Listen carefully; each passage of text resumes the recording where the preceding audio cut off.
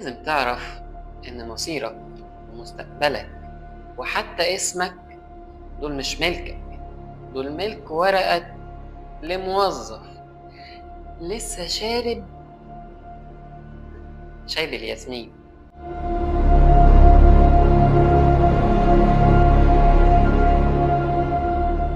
متخيل يا صديقي إن إحنا في 2026 والذكاء الاصطناعي تقريبا بيعمل كل حاجة وإحنا لسه تحت حكم ختم النسر وورقة؟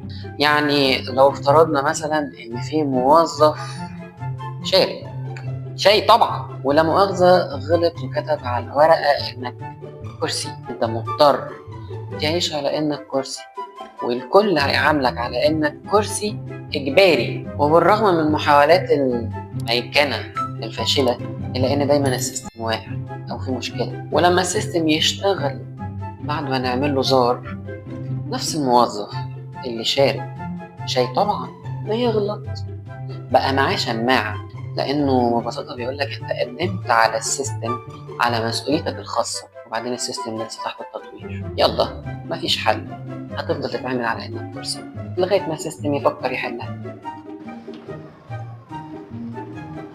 قلبي عندك يا ضنايا، اسم الله يا اختي افتحي يا نور.